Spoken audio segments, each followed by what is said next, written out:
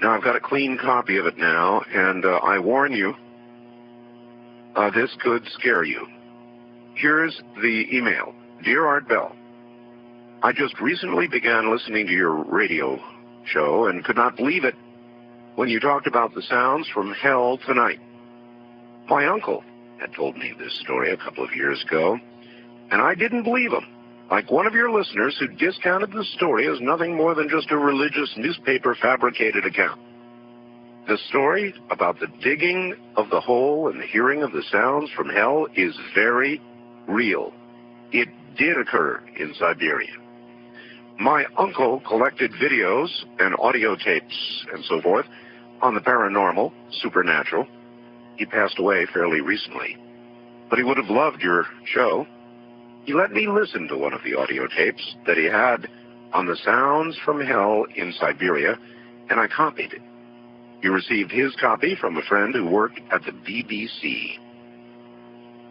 It took me a while to find it tonight, but attached is that sound from my uncle's tapes. It's not the greatest quality, but the sounds are there. I was very hesitant to send you this, as the sound bothers me to listen to. I'd suggest that if you do play it on the program, warn listeners in advance so they may have the option of turning the radio off for 30 seconds while it plays. It has always haunted me. To those who discounted the Siberia sounds from hell story, it is true, and I, for one, wish it wasn't. Rick, listening from Chicago. And so I submit now the cleaned, a better copy to you, and I warn you, what you're about to hear is very disturbing indeed.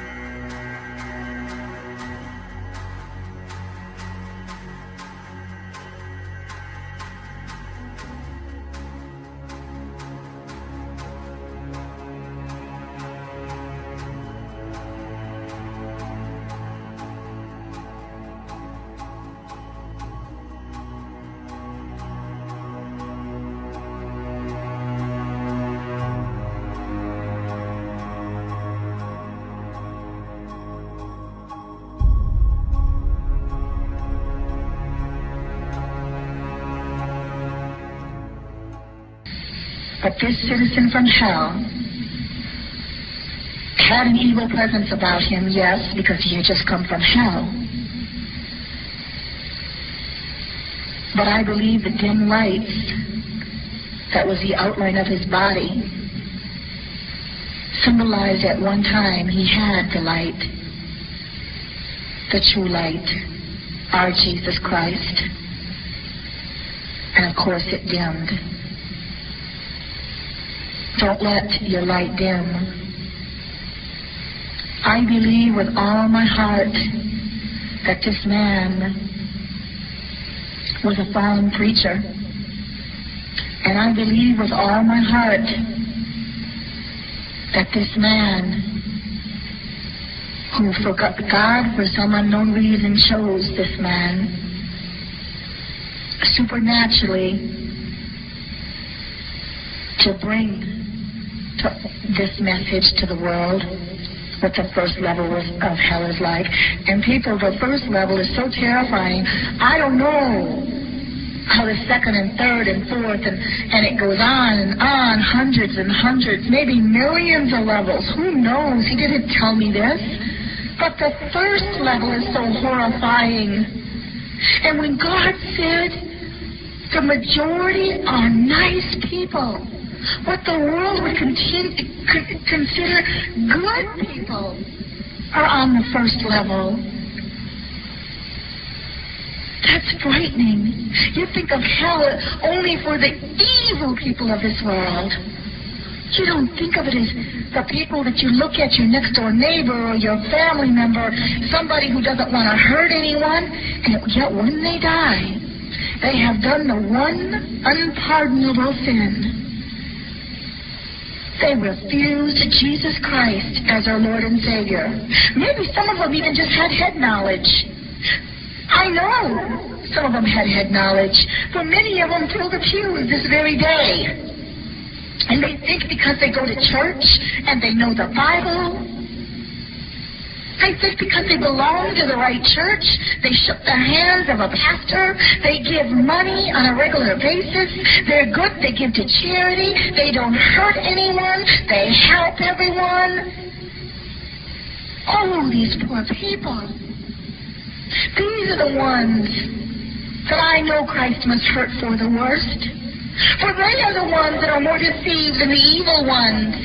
For they know they are reprobate. They know they are evil. How much worse it must be to think you're going to heaven. To think that all you have to do is know about the blood of Christ. And to know that Bible. And still wind up in hell. Can there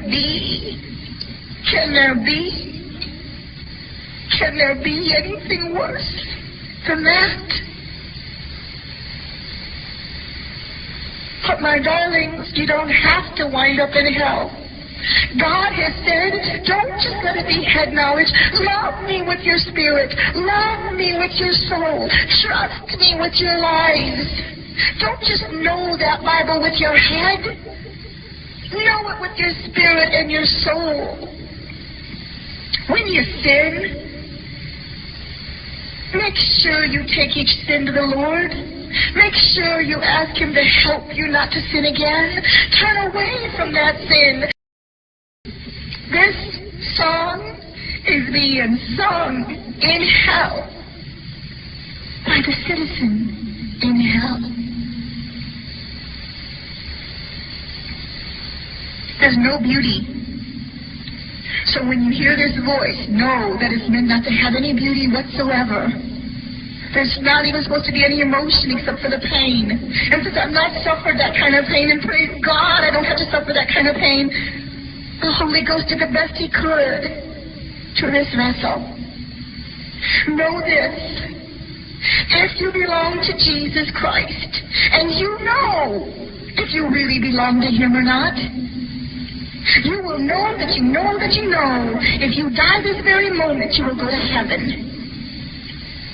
Then you have nothing to fear. But you have a mandate to warn others, no matter if they want to hear it or not. Do you want them to go to hell and say, my sister could have told me, my brother could have told me, my mother could have told me, my best friend could have told me, my neighbor could have told me, my boss could have told me, my employee could have told me, and no one told me because they were afraid of offending me. But how much more will they be offended when they are in hell?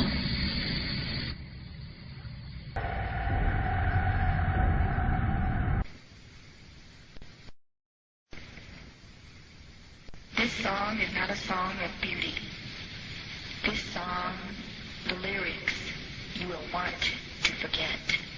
But the one thing the Holy Ghost does not want you to forget is the message. The message to warn the people. Warn them that hell is real. Warn them that good people in the eyes of the world, are in hell. I believe this song is being sung in hell right now by a real person, a citizen in hell. And I believe he is a fallen preacher that never came back.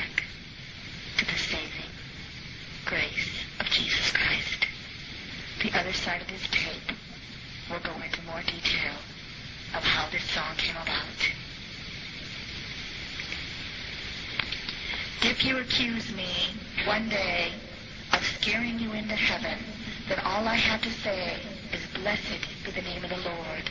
At least you made it.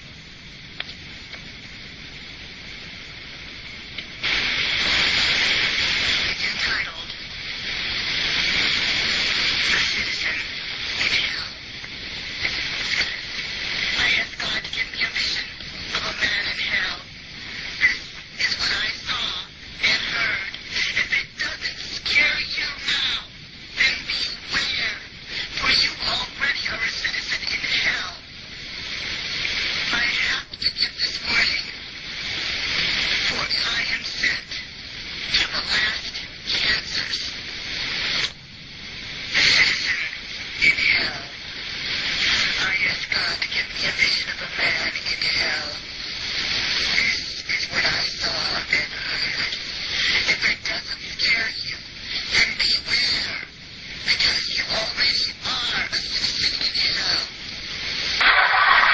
I will try to change my voice, but empower the almighty anointing, so you can understand,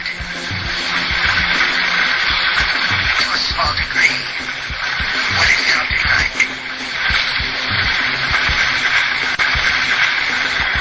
Flaming worms crawl in, flaming worms crawl out.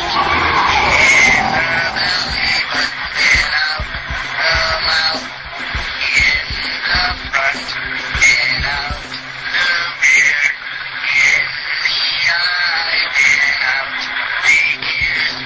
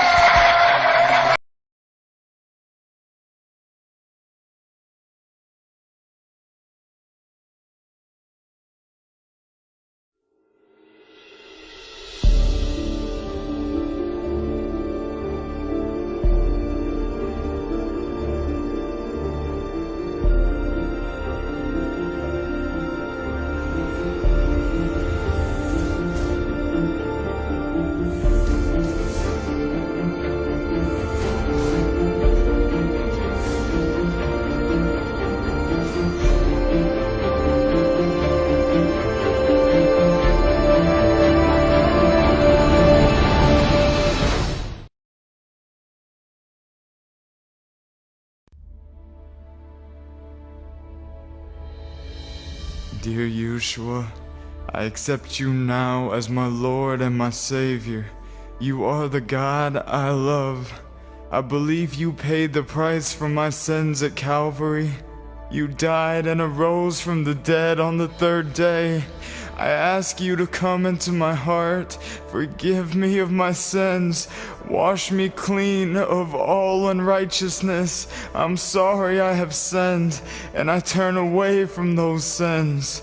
Thank you for filling me with your Holy Spirit and giving me the desire to serve you all the days of my life and live your life in me, Yeshua, so you will be glorified. Thank you for giving me the desire to read your Bible and give me the wisdom to understand it. Thank you for loving me and saving my soul, causing my faith to grow so one day I will be with you in heaven. Fill me with your Holy Spirit now and deliver me from the evil one. In your name, Yeshua, I pray. Help me, Yeshua, to remember all have sinned and fallen short of the glory of Yahweh. And you came to save us sinners. That's why you're called our Savior. Amen.